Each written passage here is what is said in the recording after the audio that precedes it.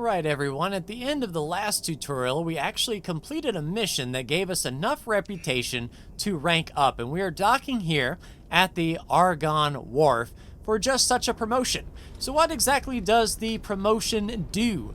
Well, if you remember our factions menu in the player information, in the factions and relations, you can see we are plus 11 with the Argonne Federation, but it says, hey, plus 10, you get Secret Service membership, module license, military equipment, military ships. Why are these grayed out? Because we have not attended our ceremony. So it's pointed us here at the Argonne Wharf, and you can tell that this is the faction representative, because if the dang docking symbol would get out of the way. Basically, I'll show you over here. It has this symbol, the person with a crown, which means that here at the Argonne Wharf is the one person we can buy Argonne blueprints, Argonne ship blueprints, everything that we need to construct and build things, including station modules, production modules, all the stuff can be purchased from the Argonne. Well, from every faction, but of course, based on our faction reputation,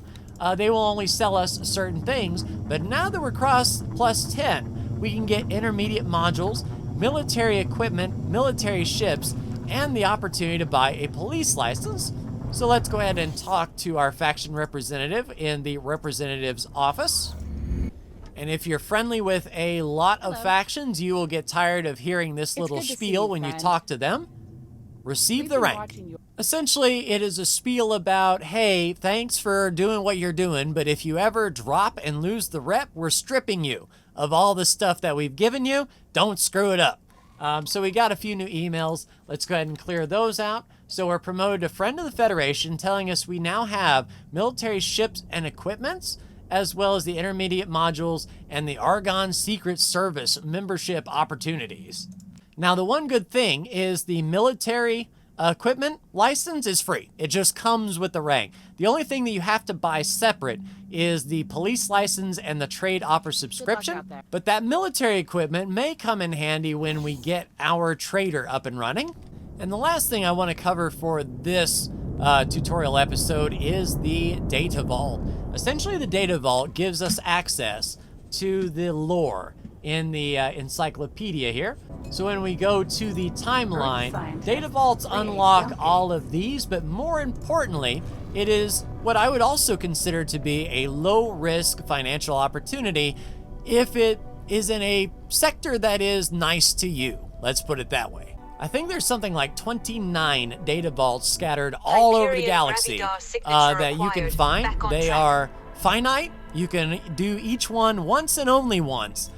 So once you come across them, it's a good idea to pick them. And I happen to know this purple one right here. It's a purple question mark right in front of us. This unknown object happens to be a data vault here in Second Contact 2 Flashpoint. So let's head on over there. Hope we don't get blasted by a xenon passing through, and I'll show you how to crack one of these things open. I am so happy they color-coded these different. I remember back in the day, data vaults were really nothing that separated them on the HUD until you got nice and close. But here is Data vault. The data vault. You'll know a data vault by its solar panels and this onion sort of concoction here. This is something that we have to do on EVA. So let's park here. We'll get up, and then we'll make sure that she has no orders in her information, because she will fly away from us once we go on EVA. Hop in the spacesuit, head on over to the data vault, and I will do a shift 2. This will kind of help highlight what we're looking for. What we are looking for are these red lights. You see one right here at the post of the solar panel here. And general rule of thumb is they're kind of mirrored. So if there's one over here on this side, there's probably one on the other side as well. We're going to make sure we have our repair laser. And for each one of these red things, there's also one there tucked under the underside. For each one of these things, we're just going to blast with our repair laser. It says status OK. And we want all of these red things to turn green. what that's doing is opening up these doors on this onion. And inside is the lore that, unlocks in the encyclopedia, as well as the goodie crate, which is really what we're after. So we pop that one there. We can expect possibly one on this arm. And then we'll take a look at the onion itself, because usually, there we go. From downtown, usually what happens is you have some exterior red panels, and then inside the onion itself, you have one panel that kind of unlocks the goodie box. So we will fly up there, take a look for a crate. So there is the signal right there. We just fly up to it until we start decrypting it, just like our spaceship. And there we go, decrypting data stream.